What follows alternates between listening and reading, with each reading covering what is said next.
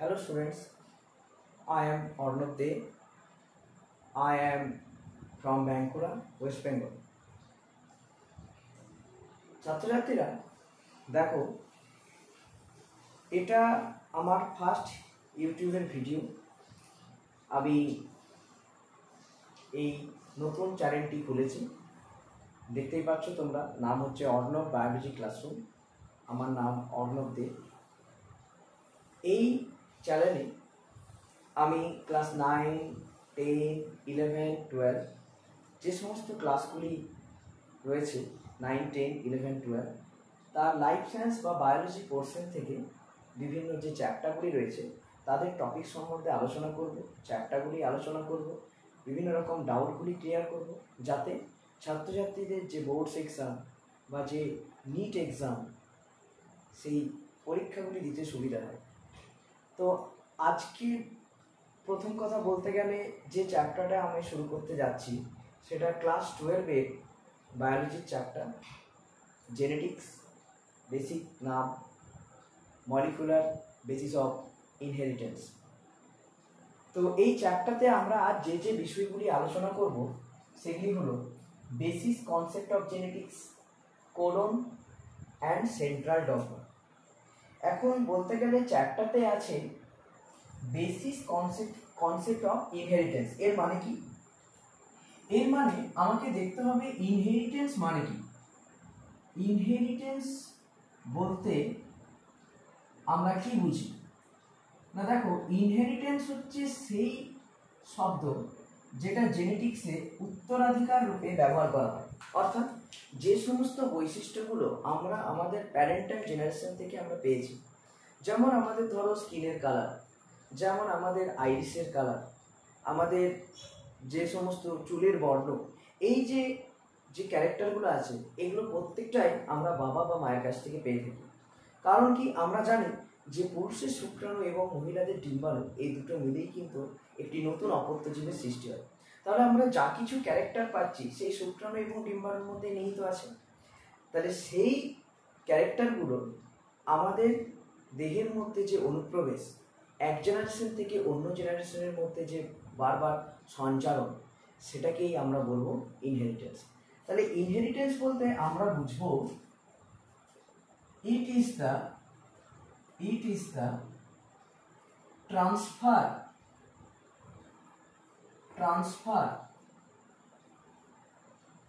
of genetic material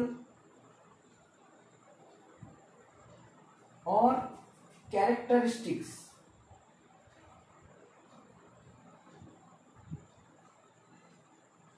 from parental generation to offspring। তাহলে এটা হচ্ছে জেনেটিক মেটেরিয়ালের ট্রান্সফার। কিসের ট্রান্সফার? জেনেটিক মেটেরিয়াল কার দ্বারা? বাবা মায়ের থেকে, প্যারেন্টাল জেনারেশন থেকে অফস্প্রিং, অপত্যদের থেকে। দিস ইজ কল্ড ইনহেরিটেন্স বা উত্তরাধিকার। এখন আমরা এই চ্যাপ্টারতে basically molecular basis of genetics যেটা আছে বা তোমার মলিকুলার বেসিস অফ ইনহেরিটেন্স যেটা আছে, সেটাতে আমাদের বেসিকটা হচ্ছে ডিএনএ, আরএনএ, এই সমস্তের উপর ভিত্তি করে। তোমরা মাধ্যমিকের স্টুডেন্টরা, ক্লাস 11-এর স্টুডেন্টরা জানো যে ডিএনএ বা আরএনএ আমাদের শরীরে কি ইম্পর্টেন্স আছে বা হিউম্যান লাইফে এদের ভ্যালু কতটা। তাহলে সেক্ষেত্রে এই চ্যাপ্টার তাদের বেস কি ক্লিয়ার করে তবে শুরু করতে হবে। তাহলে সেক্ষেত্রে আমি এই চ্যাপ্টারতে কয়েকটা ছোট ছোট টপিক আজকে আলোচনা করব। প্রথমেই আমি টপিকের নামগুলো বললাম। সেই টপিকের মধ্যে ফার্স্ট হচ্ছে ইনহেরিটেন্স, সেকেন্ড হচ্ছে কোডন। এখন কোডন শব্দের সাথে আমরা এর আগে কেউ কিছু পরিচিত নই, আমরা প্রথম কোডন শব্দের সাথে পরিচয় করছি এবং এই কোডন শব্দের মানে কি। কোডন শব্দকে যদি আমরা ভালো করে ভেরিফাই করতে যাই তাহলে কোডন মানে codon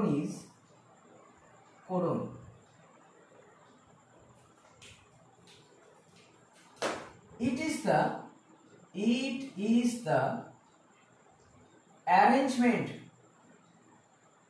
arrangement of 3 nucleotide. It is the arrangement of 3 nucleotide which represent some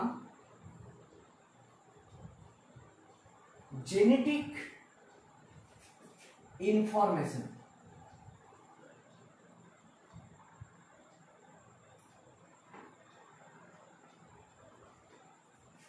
তার মানে এটা হচ্ছে 3টে নিউক্লিওটাইডের সমষ্টি, যে নিউক্লিওটাইডগুলো কোনো কিছু জেনেটিক ইনফরমেশনকে আমাদের দিতে সাহায্য করে।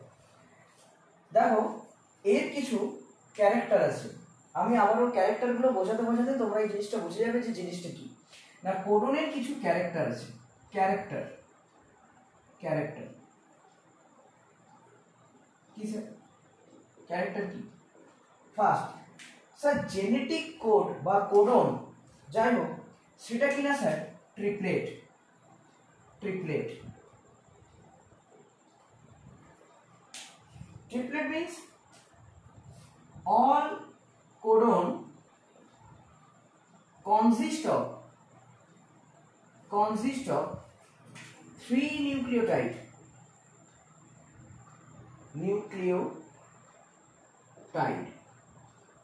সমস্ত কোডনগুলি নিউক্লিওটাইডের সজ্জা বা সমষ্টি দ্বারা গঠিত, কিন্তু কতগুলো নিউক্লিওটাইড? অনলি 3। যে কোনো কোডনই 3টে নিউক্লিওটাইডের সমষ্টি। যেমন যদি আমি এক্সাম্পল বলি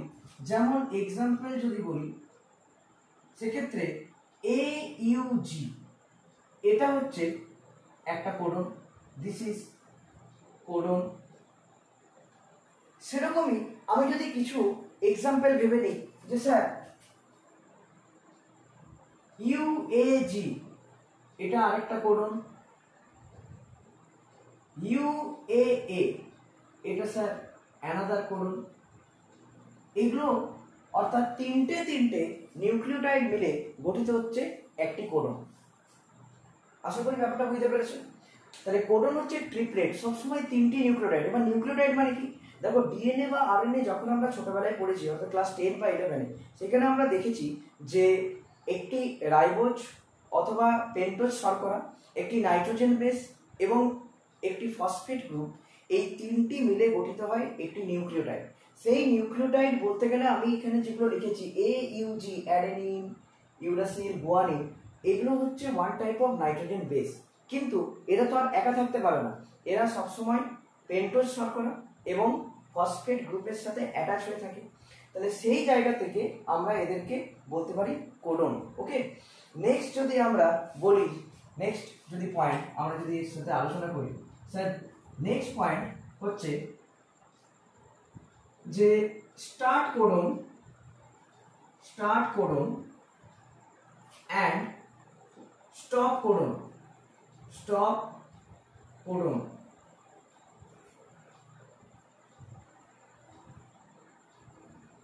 এটার মানে কি?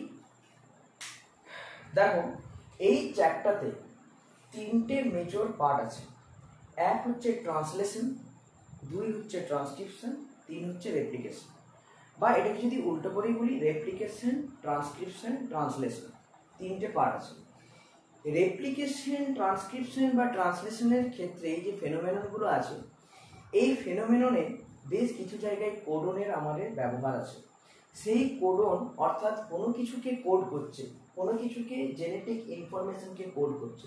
তাহলে সেক্ষেত্রে এই যে কোডন, সেই কোডনগুলি পার্টিকুলার কোনো একটা প্রক্রিয়াকে শুরু করতে বা শেষ করতে ব্যবহার হচ্ছে। তাহলে যে সমস্ত কোডনগুলো কোনো একটা প্রক্রিয়াকে শুরু করে সেগুলোকে বলে স্টার্ট কোডন।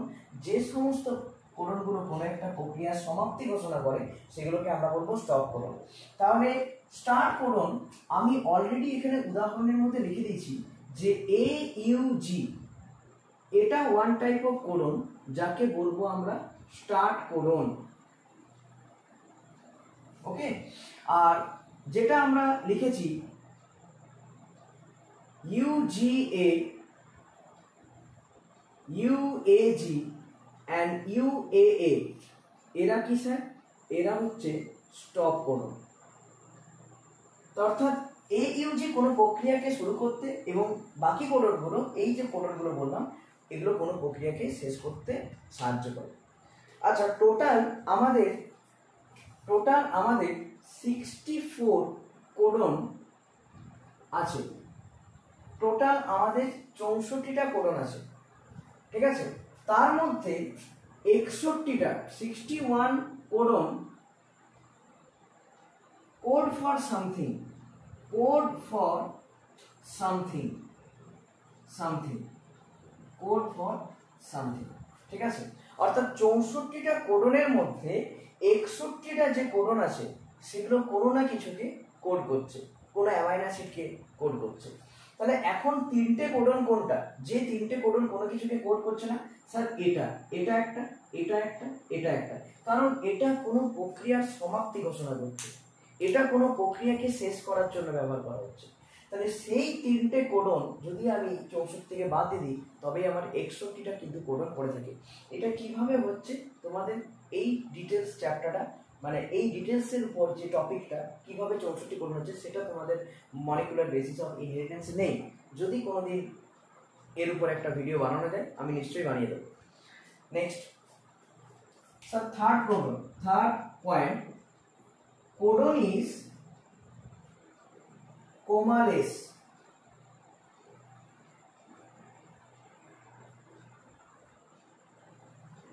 দেখো আমি একটা তোমাদের জিনিস আমি একটা বলি স্যার, আমরা ডিএনএ দেখেছি, ডিএনএ এইরকম একটা তন্ত্রী। স্যার, ডিএনএ এইরকম আরেকটা তন্ত্রী আছে, লাইক দিস, এরকম আরেকটা তন্ত্রী আছে। এই তন্ত্রীগুলোর মধ্যে কি হয় যে আমরা জানি এই তন্ত্রীগুলোর মধ্যে বেশ কিছু নিউক্লিওটাইড অবস্থান করে, বেশ কিছু নিউক্লিওটাইড এই তন্ত্রীগুলোর মধ্যে কিন্তু অবস্থান করছে। একইভাবে এই কালো স্ট্র্যান্ডের উপরেও সেই কমপ্লিমেন্টারি নিউক্লিওটাইডগুলো অবস্থান করছে, কমপ্লিমেন্টারি নিউক্লিওটাইডগুলো অবস্থান করছে। তাহলে এখন এগুলোতে আমরা কি বসাই? এ বসাই, নয়তো টি বসাই, নয়তো জি বসাই, নয়তো সি বসাই। এবার ডিএনএ এর ক্ষেত্রে এর এগেনস্টে কি বসবে? এর এগেনস্টে টি বসবে, টি এর এগেনস্টে এ বসবে, জি এর এগেনস্টে সি বসবে, সি এর এগেনস্টে জি বসবে। তাহলে এরা দেখো এই যে কোডনগুলো পরপর লিখেছি এ টি জি সি, মানে এগুলো তো নিউক্লিওটাইড। এরকম করে যদি তিনটে তিনটে আমি ভেবে নিই, এটা তিনটে, পরে যদি আবার এরকম করে ভাবা যায় যে স্যার এখানে আরেকটা সি আছে, এখানে আরেকটা জি আছে, ঠিক আছে? তাহলে এইখান থেকে আমরা এই যে সি সি জি, এ টি জি, তারপর সি সি জি, এদের মধ্যে কোনো কোমা দিয়েছে? নেই স্যার। তাহলে সেক্ষেত্রে আমরা বলতে পারি কোডন হচ্ছে কোমালেস। ক্লিয়ার? নেক্সট যে পয়েন্টটা আমরা পড়ব সেটা হচ্ছে পোলারিটি। পোলারিটি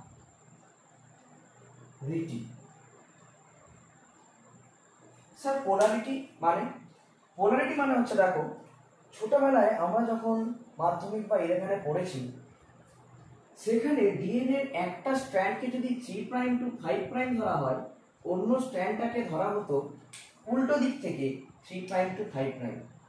এই কথাগুলোর মানে কি? 3 প্রাইম 5 প্রাইম, অর্থাৎ তোমাদেরকে বলে রাখি ডিএনএ কি দ্বারা গঠিত হয় বলতো?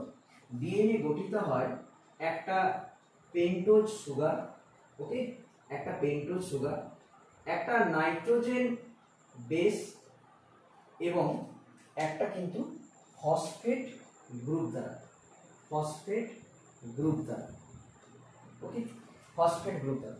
তাহলে এক্ষেত্রে আমরা দেখতে পাচ্ছি যে একটা পেন্টোজ সুগার, একটা নাইট্রোজেন বেস এবং যে একটা ফসফেট গ্রুপ আছে সেটা হচ্ছে ডিএনএ এর গঠনগত উপাদান।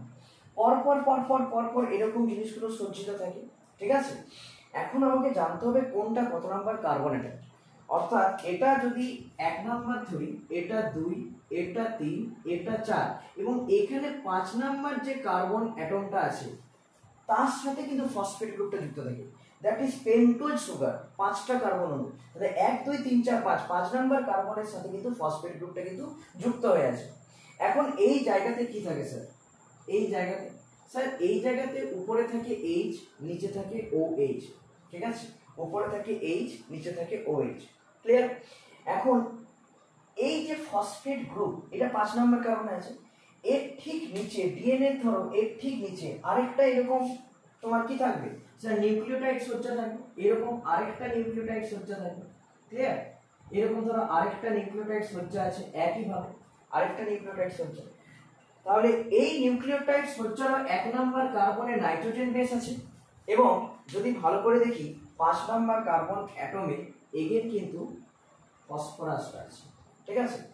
আর 5 নম্বর কার্বন কোনটা স্যার, এটা হচ্ছে 5 নম্বর কার্বন, ঠিক আছে। এটা কত নম্বর কার্বন স্যার, 3 নম্বর কার্বন, তোমরা দেখতেই পাচ্ছ এটা 3 নম্বর কার্বন, তাহলে এখানে কি এইচ হয়েছে। এবার যখন পরপর দুটো নিউক্লিওটাইড এর মধ্যে বন্ধন হয় তাকে বলা হয় এস্টার বন্ধনী, ফসফো এস্টার বন্ধনী। সেই বন্ধনীটা এই 3 নম্বর কার্বনের সাথে কিন্তু ফসফেট গ্রুপ, এবং ফসফেট গ্রুপের সাথে আবার 5 নম্বর, ঠিক আছে। 3 নম্বর কার্বনের সাথে ফসফেট গ্রুপ, এবং ফসফেট গ্রুপের সাথে আবার কিন্তু 5 নম্বর কার্বন যে অ্যাটম সেটা কিন্তু হচ্ছে। অর্থাৎ এটা কেমন করে হচ্ছে sir, sugar phosphate, again sugar, আবার এখানে ফসফেট থাকবে, কারণ আবার তো এটা কারোর না কারোর সাথে তো বাইন্ড করবে, কোনো না কোনো ফসফেট, এর নিচে তো আবার ফসফেট পাবো, তাহলে কেমন হচ্ছে sugar phosphate, sugar phosphate, again sugar phosphate, এরকম করতে করতে হবে। কিন্তু তুমি একটা বেসিক্যালি দেখো স্যার, ডিএনএ যে একদম ধরো এই প্রান্তের হচ্ছে 5, তাহলে আমি কোনটা নিয়েছি, ব্লু কালারটা আমি 5 প্রাইম নিয়েছি, অর্থাৎ এখান থেকে শুরু হয়েছে, সাপোজ এখান থেকে শুরু হয়েছে, তাহলে সেই চেনটা যে জায়গাটাতে, এই জায়গাটাতে গিয়ে শেষ হয়েছে, তাহলে লাস্ট যে আমার এইরকম নিউক্লিওটাইড থাকবে তার নিচে কি আর কোনো নিউক্লিওটাইড জয়েন থাকবে না স্যার, তার নিচে আর কোনো নিউক্লিওটাইড জয়েন থাকবে না। সেক্ষেত্রে কি স্যার, সেক্ষেত্রে এই ফসফেট গ্রুপটা কিন্তু থাকছে না। তাহলে কত নম্বর কার্বনটা ফাঁকা থাকছে স্যার, 3 নম্বর কার্বনের সাথে লাস্টলি কোনো কিন্তু স্যার ফসফেট গ্রুপ বাইন্ড করছে না। তাহলে সেই জন্য যদি 5 থেকে শুরু করি শেষ হয় 3-এ গিয়ে, অর্থাৎ 5 থেকে শুরু 3-এ গিয়ে কিন্তু স্যার শেষ হবে। আর অন্যদিকে এর ঠিক যদি উল্টোভাবে আরেকটা চেন কল্পনা করি, এরটা ঠিক যদি উল্টে দিই, তাহলে সেক্ষেত্রে ঠিক আরেকটা চেন 3 প্রাইম থেকে 5 প্রাইমে হয়। অর্থাৎ এই দুটো চেনের কিন্তু মেরু একটা রয়েছে, অর্থাৎ কোনটা 5 প্রাইম এন্ড, কোনটা 3 প্রাইম এন্ড, কোনটা 3 প্রাইম এন্ড, কোনটা 5 প্রাইম এন্ড, সেই জিনিসটা রয়েছে। তো this is called as polarity. Okay, তো জেনেটিক যে কোডন বা কোড সবসময় তার পোলারিটি, ঠিক আছে, পোলারিটি ধর্ম আছে, পোলারিটি ধর্ম সেখানে কিন্তু আছে। ওকে, পোলারিটি ধর্ম আছে, ক্লিয়ার। তোমরা নিশ্চয়ই ব্যাপারটা বুঝতে পারলে পোলারিটি ধর্ম কি। বেশ, নেক্সট আমি যেটা পড়াবো স্যার, জেনেটিক কোড হচ্ছে নন ওভারল্যাপিং। জেনেটিক কোড নন ওভারল্যাপিং।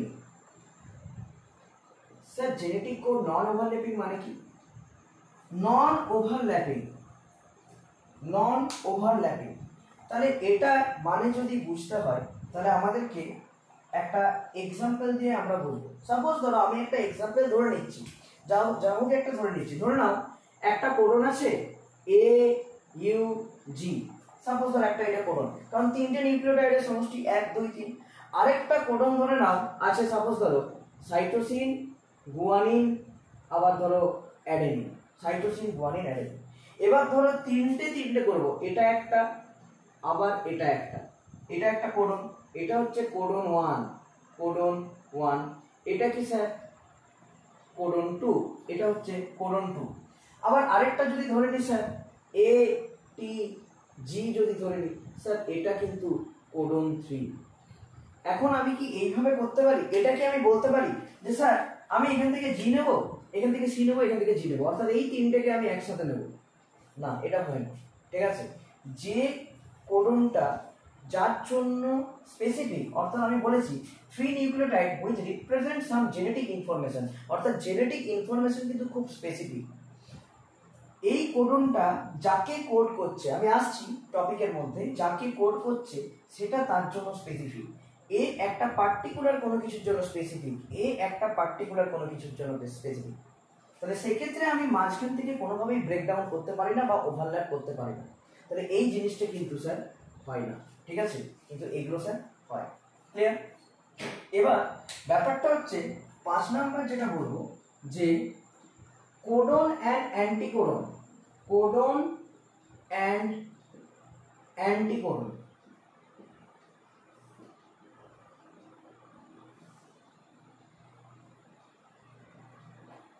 লোকেশন, কোডন এবং অ্যান্টিকোডনের লোকেশন বলতে কি বুঝবো না? দেখো এখানে একটা কথা আমি তোমাদের বলে রাখি যে আমাদের যে ধরনের আরএনএ গুলো আমরা জানি সেগুলো 3 ধরনের আরএনএ আমরা জানি। একটা হচ্ছে এমআরএনএ, একটা হচ্ছে টিআরএনএ, আর একটা হচ্ছে আরআরএনএ। তো আমরা জানি ডিএনএ হচ্ছে দ্বিতন্ত্রী, আরএনএ কি একতন্ত্রী। তাহলে আমি ধরো একটা এখানে এমআরএনএ একটা ধরে নিলাম যে স্যার এটা হচ্ছে একটা এমআরএনএ, এটা স্যার একটা এমআরএনএ, যার মধ্যে স্যার কিছু নিউক্লিওটাইডগুলো পরপর এরকম রয়েছে, কারণ আরএনএ এর মধ্যেও তো নিউক্লিওটাইড থাকবে। ঠিক আছে, তারপর ধরে নিলাম এখানে হচ্ছে এ ইউ জি আছে। ঠিক আছে, এ ইউ জি এখানে নিউক্লিওটাইড রয়েছে। এখন এ ইউ জি স্যার কি? এ ইউ জি কোনো কিছু জেনেটিক ইনফরমেশনকে কোড করছে, তাই এটা হচ্ছে স্যার কোডন, এটা হচ্ছে কোডন। এবার আমি আগেই বললাম যে 3 ধরনের আরএনএ আমরা পেয়েছি, একটা এমআরএনএ, একটা টিআরএনএ, একটা আরআরএনএ। তো কোডন যার উপরে থাকে সেটা হচ্ছে কি স্যার? এমআরএনএ। কোডন যার উপর থাকে সেটা হচ্ছে এমআরএনএ এর উপর কিন্তু কোডন থাকে। এখন এই জেনেটিক্সের যে ট্রান্সলেশন বলে টপিক আছে সেইখানে আমরা এটা আরো ভালোভাবে বুঝতে পারবো যে কোডন এবং অ্যান্টিকোডন জিনিসটা কি। এমআরএনএ এর সাথে সবসময় টি এর মতো দেখতে একটা আরএনএ অ্যাটাচ হয়, যাকে আমরা সিমিলারলি বলবো, নাম সেম ভাবে বলবো টিআরএনএ। তাহলে টিআরএনএ দেখতে কেমন? টিআরএনএ দেখতে টি এর মতো, এরকম একটা বাহু থাকে ও এরকম। এখন এই জায়গাতে এইভাবে টিআরএনএ দেখতে হবে। ঠিক আছে, সেক্ষেত্রে এর যদি কমপ্লিমেন্টারি বেস পেয়ারিং দেখি তাহলে কি দেখবো স্যার? টিআরএনএ তে যেহেতু আরএনএ তাই অ্যাডেনিনের জায়গায় কি থাকবে? ডিএনএ তে adenine guanine thymine cytosine, RNA তে অ্যাডেনিন গুয়ানিন ইউরাসিল সাইটোসিন। তাহলে আরএনএ তে থাইমিনের জায়গায় থাকে ইউরাসিল, তাহলে এর সাথে থাইমিন না বন্ড করবে এর সাথে ইউরাসিল, ইউরাসিলের সাথে অ্যাডেনিন, গুয়ানিনের সাথে সাইটোসিন। অর্থাৎ এ ইউ জি যদি কোডন হয় তার ঠিক উল্টো দিকে থাকছে তার অ্যান্টিকোডন ইউএসি। ঠিক আছে, তার অ্যান্টিকোডন থাকছে ইউএসি। এবং একে যদি আমি কোডনটাকে সবসময় 5 প্রাইম টু 3 প্রাইম যদি অভিমুখে লিখি তাহলে অ্যান্টিকোডনের তোমার অভিমুখটা হবে 3 প্রাইম টু 5 প্রাইম, অর্থাৎ এটা হবে 3 প্রাইম, এটা হবে 5 প্রাইম। অর্থাৎ এক্ষেত্রে 5 থেকে 3 অভিমুখী, কিন্তু এইদিকে কি স্যার? 5 থেকে 3 অভিমুখী। এখন এবার বলি, দেখো এটা আমরা লিখলাম কি এ ইউ জিটা লিখলাম ইউএসি, কিন্তু এটাকে যখন আমরা পড়ার ক্ষেত্রে সবসময় পড়তে হয় 5 প্রাইম টু 3 প্রাইমে। নিচেরটা কিভাবে পড়ছি? 5 প্রাইম টু 3 প্রাইম মানে এ ইউ জি, 5 প্রাইম থেকে 3 প্রাইমের দিকে। ঠিক অ্যান্টিকোডনটা পড়বো 5 প্রাইম থেকে 3 প্রাইমের দিকে, অর্থাৎ সি এ ইউ। তাহলে কেউ যদি বলে এ ইউ জি এর অ্যান্টিকোডন কি ইউএসি, হচ্ছে না, এ ইউ জি এর অ্যান্টিকোডনটা হচ্ছে সি এ ইউ। ব্যাপারটা বুঝতে পারবে কি বললাম? 5 প্রাইম থেকে 3 প্রাইমের দিকে আমরা কিন্তু পড়বো সবসময়, এটা কিন্তু মনে রাখবে। ক্লিয়ার? তাহলে এই যে বৈশিষ্ট্যগুলো আলোচনা করলাম, একটা ট্রিপলেট, একটা start codon, stop codon, codon is commaless, কোডনের পোলারিটি ধর্ম আছে এবং কোডনের উল্টো দিকে ঠিক অ্যান্টিকোডন অবস্থান করে। ঠিক আছে, এই হচ্ছে তোমার কোডনের ক্যারেক্টার। ক্লিয়ার? কোডনের ক্যারেক্টার ক্লিয়ার হলো। এরপরে আমি কোডন সম্পর্কে আরেকটা ইনফরমেশন দিয়ে নতুন টপিকে চলে যাব। তাহলে এটা তোমরা যদি কেউ না বুঝতে পারো আমাকে অতি অবশ্যই কমেন্টে জানাবে, আমি তাদের ডাউটগুলো ক্লিয়ার করে দেওয়ার চেষ্টা করব। নেক্সট টপিকে আমরা চলে যাচ্ছি। ওকে,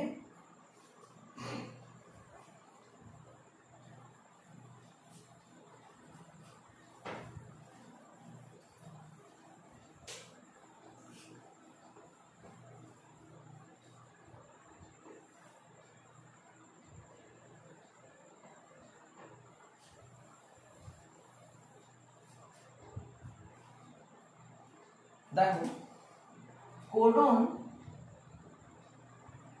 1, কোডন 2, কোডন 3, কোডন 4, চারটে কোডন আমি এখানে নিলাম।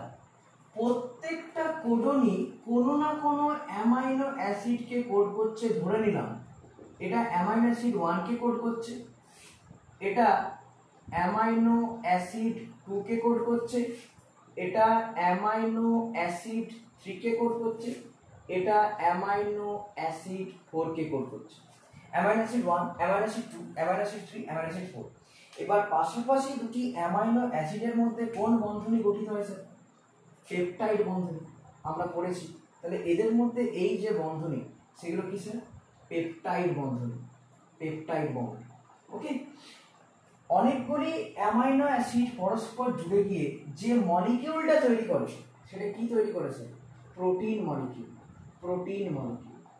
তাহলে এই কোডন আমাদের কোনো না কোনোভাবে প্রোটিন উৎপাদনে বিশেষভাবে সাহায্য করছে। এবং এই যে চ্যাপ্টার, সেই চ্যাপ্টার লাস্ট টপিকে আমরা সেই প্রোটিন উৎপাদন সম্পর্কেই জানব, যেটা হচ্ছে ট্রান্সলেশন। তাহলে সেক্ষেত্রে আমি বলতে পারি জেনেটিক কোডন আমাদের যে জিনগত বস্তু অর্থাৎ যে জেনেটিক ইনফরমেশনটা দিচ্ছে সেটা এতক্ষণে আমরা বুঝতে পারছি সেই জেনেটিক ইনফরমেশনটা হচ্ছে কোনো না কোনো অ্যামাইনো অ্যাসিড। এবার কি বললাম, 64টি কোডনের মধ্যে 61টি কোডন আমাদের কিন্তু কোনো না কোনো অ্যামাইনো অ্যাসিডকে কোড করছে। বাকি যে 3টি কোডন আছে সেগুলোকে বলা হয় স্টপ কোডন, যেগুলো কোনো অ্যামাইনো অ্যাসিডকে কোড করছে না। ঠিক আছে, যেমন আমি বলে দিই AUG এটা কাকে কোড করছে স্যার? এটা কোড করছে মিথিওনিন নামক অ্যামাইনো অ্যাসিডকে। ওকে, তো অ্যামাইনো অ্যাসিড 1, 2, 3, 4 এদের মধ্যে পেপটাইড বন্ড গঠিত হওয়ার মাধ্যমে প্রোটিন মলিকিউল তৈরি করে। তাহলে এইভাবে কিন্তু তোমাদের কোডন যে পার্ট, সেই কোডনের পুরো ডিটেলস টপিক আমি আলোচনা করব। লাস্ট এখানে আরেকটাই টপিক আছে, সেটা কি স্যার? Central dogma. এই চ্যাপ্টার, এই টপিক খুব ইম্পর্টেন্ট একটা topic, central dogma. Central dogma হচ্ছে একটা ফেনোমেনন, এটা আর কিছুই নয়, একটা ঘটনা। ফেনোমেনন, ফেনোমেনন এটা একটা ঘটনা, যে ক্ষেত্রে কি হয় দেখে নাও। ধরো এটা ডিএনএ লিখলাম, ডিএনএ থেকে ডিএনএ তৈরি হবে, ডিএনএ থেকে ডিএনএ তৈরি হবে, ডিএনএ থেকে কি তৈরি হচ্ছে স্যার? ডিএনএ তৈরি হচ্ছে।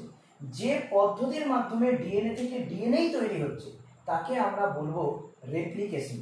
ডিএনএ থেকে ডিএনএ যে পদ্ধতির মাধ্যমে তৈরি হয় তাকে আমরা বলবো রেপ্লিকেশন। ক্লিয়ার? ডিএনএ থেকে যে পদ্ধতিতে আরএনএ তৈরি হয়, আমি এখানে আরএনএ বললাম, বেসিক্যালি এটা হচ্ছে এমআরএনএ। ডিএনএ থেকে যে পদ্ধতিতে এমআরএনএ তৈরি হয় সেই পদ্ধতির নাম হচ্ছে transcription. Transcription. And lastly mRNA থেকে তৈরি হবে প্রোটিন। কারণ আমাদের এই প্রোটিন তৈরি করাই হচ্ছে মেন উদ্দেশ্য। এমআরএনএ থেকে তৈরি হবে প্রোটিন। এই যে প্রোটিন, সেই প্রোটিন তৈরি করার ঘটনাটাকে আমরা বলবো ট্রান্সলেশন। অর্থাৎ রেপ্লিকেশন থেকে ট্রান্সক্রিপশন, ট্রান্সক্রিপশন থেকে ট্রান্সলেশন। কখনো কখনো কখনো কখনো এমআরএনএ থেকে ডিএনএ তৈরি করা যায়, কখনো কখনো তৈরি করা যায়, তাকে বলবো আমরা রিভার্স ট্রান্সক্রিপশন। কিন্তু এই জিনিসটা তোমাদের কিন্তু এই অধ্যায়ের মধ্যে নেই। তাহলে যে পদ্ধতিতে ডিএনএ থেকে ডিএনএ, সেই ডিএনএ থেকে এমআরএনএ, এমআরএনএ থেকে প্রোটিন, অর্থাৎ রেপ্লিকেশন, ট্রান্সক্রিপশন এবং ট্রান্সলেশন, এই যে তিনটে ঘটনা যে পদ্ধতিতে ঘটে থাকে সেই পুরো টোটাল পদ্ধতিটাকে আমরা বলবো সেন্ট্রাল ডগমা। ক্লিয়ার? তাহলে এটা আর কিছুই না, তিনটে পদ্ধতির কম্বিনেশন। এই রুলস সবসময় ফলো হতে হবে, অর্থাৎ রেপ্লিকেশনের পরে ট্রান্সক্রিপশন, তারপরে ট্রান্সলেশন, ট্রান্সলেশনের মানে রেপ্লিকেশনের পরে ট্রান্সলেশন, তারপর ট্রান্সক্রিপশন, বা ফার্স্টে ট্রান্সক্রিপশন তারপর রেপ্লিকেশন তারপর ট্রান্সলেশন, এটা হতে পারে না। এই সিকোয়েন্সই কিন্তু ফলো হতে হয়, রেপ্লিকেশন, ট্রান্সক্রিপশন, ট্রান্সলেশন। তাহলে এই যে ঘটনাগুলি সেটাই হচ্ছে সেন্ট্রাল ডগমা। ক্লিয়ার? একটা ইনফরমেশন লাস্ট আমি তোমাদের দিয়ে রাখি যে জেনেটিক কোড প্রথম ডিসকভার্ড বাই হরগোবিন্দ খুরানা।